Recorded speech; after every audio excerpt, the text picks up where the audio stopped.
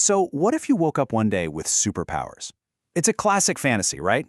But the real story, the interesting part, isn't just getting the powers. It's that messy, confusing, and honestly, sometimes hilarious moment of discovery. Today, we're going to break down how three totally different people react to the exact same thing, a radioactive spider bite. The powers are the same, but their journey to figuring them out couldn't be more different. Let's get into it. All right, so here's our game plan. We're going to start with the original, Tobey Maguire's accidental hero. Then we'll shift gears to the super scientific mind of Andrew Garfield. After that, we'll meet the new kid on the block, Miles Morales, who's pretty sure he's just going through a really weird puberty. And finally, we'll connect all those dots to reveal what I like to call the Spider-Man blueprint. I mean, this is the big question, isn't it? It's not really about spiders and webs. It's about that universal, kind of terrifying, and yeah, sometimes funny experience of your body suddenly doing things you just can't explain or control. It's that exact moment where you realize something fundamental about you has changed forever. Okay, let's kick things off with our first case study, the original, Tobey Maguire's Peter Parker. He is the classic nerdy outcast who has like zero control over his own life, so it makes perfect sense that he just stumbles into his powers completely by accident. For Tobey's Peter, it all starts so subtly. There's no big flash of light, no explosion. He just catches Mary Jane's entire lunch tray in a blur. And her reaction says it all. Great reflexes. That's the first hint, right? Just a tiny little glitch in reality that signals something is very different. And notice, it happens to him, not because of him. Well, subtle doesn't last very long. The first real test comes when his bully, Flash Thompson, tries to punch him. Peter, just trying to get out of the way, dodges it like it's nothing. And when he finally throws the punch back, he sends Flash flying across the entire cafeteria. It's a total accident, a pure reflex, but it's the first shocking, undeniable display of his new superhuman strength. And this quote right here, it just captures the fallout perfectly. It's not awe, it's not amazement, it's just shock and confusion. Flash's reaction basically says out loud what everyone is thinking, including Peter himself. He was already an outcast, and in that one moment he becomes something else, a freak. This is when it all comes crashing down on him. He's not normal anymore. So, the key thing to get here is that his whole process is reactive. It's not intentional at all. It starts with symptoms, those heightened reflexes. Then comes the first test, that accidental fight. This leads to this overwhelming realization that he's different, and only then does he actually start experimenting, clumsily trying to figure out what he can do with those iconic lines like, "Go Web Go! Shazam!" All right, let's switch gears to our next Spider-Man and see how things change. Andrew Garfield's Peter Parker is a whole different animal. He's the scientist. He's already driven by this deep need to solve the mystery of what happened to his parents. So when he gets powers, his approach isn't accidental. It's investigative. This line is so important for understanding his whole journey. For Andrew's Peter, the spider bite isn't just some random event. He's already digging into his father's mysterious past, and that's what leads him to Dr. Connors. He's not just asking, "What's happening to me?" He's asking, "Why is this happening to me?" And he's going to find the answer. And this is where that scientific mind of his really kicks in. As you can see here, he's not just feeling weird and hoping it goes away. He's actively investigating. He's talking about cross-species genetics, he's solving crazy hard equations like the decay rate algorithm, and he's diving headfirst into his dad's old research. His path to discovery is all about intellect.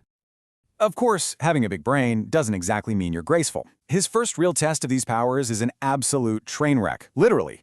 On the subway, he can't control his new strength or his stickiness. He's accidentally knocking people out, getting his hands stuck everywhere. It's awkward, it's chaotic, and it's super embarrassing. A huge contrast to his methodical mind. So you can see his process is way more deliberate. Yeah, the symptoms hit him, that overwhelming strength and stickiness. And his first test is that unintentional chaos on the train. But right after, he immediately pivots to investigation, connecting his new powers directly to his father's work. This leads him to a scientific understanding of his transformation. He doesn't just accept the change, he solves it like a puzzle. And that brings us to our third and final Spider-Man, the new kid, Miles Morales. He's just a kid trying to fit in at a new school, and his discovery is framed in maybe the most relatable way possible. He thinks he's just going through a really weird puberty. This quote just throws you right inside his head, doesn't it? Unlike the others, his first symptom is totally internal. It's this frantic, overwhelming inner monologue where he can suddenly hear all his own thoughts. It's purest sensory overload, and it totally sets the tone for his entire panicked experience. And this slide just captures his confusion perfectly. I mean, everything happening to him feels like some twisted, supercharged version of puberty. His voice isn't just changing, he's hearing his own thoughts screaming at him. He's not just having a growth spurt, he's literally sticking to everything and everyone.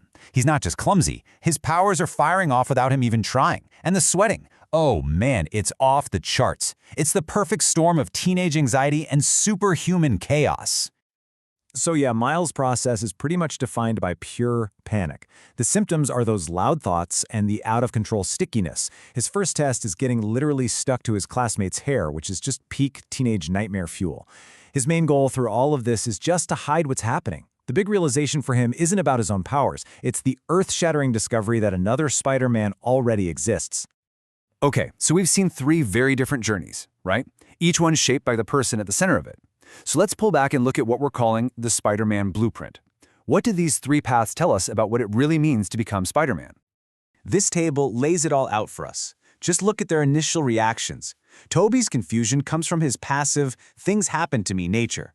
Andrew's investigation comes from his curious, scientific mind. And Miles' panic? That's pure adolescent anxiety. Their first power displays are all public and accidental, but in wildly different settings. A school fight, total subway chaos, a classroom mishap.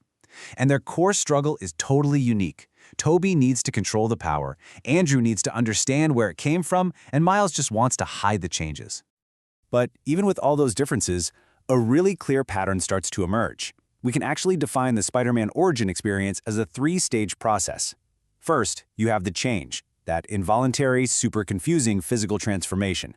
Second is the accident, that uncontrollable, almost always public display of their new abilities. And third, the realization, that one single moment when the hero finally understands they are not normal anymore. So what's the big takeaway here? It's this. They all get the same set of powers, but their path is completely defined by who they were before the bite. The powers don't make the hero. The person's reaction to having those powers does. It's not about the spider, it's about the man, or, the kid, behind the mask. And that kind of leaves us with one final thought. Just forget for a second that you know how the story ends. If you woke up tomorrow, sticking to the ceiling, which path do you think you'd follow? Would you just stumble through it like Tobey, analyze it like Andrew, or would you just completely freak out like Miles? It's a fun question to think about.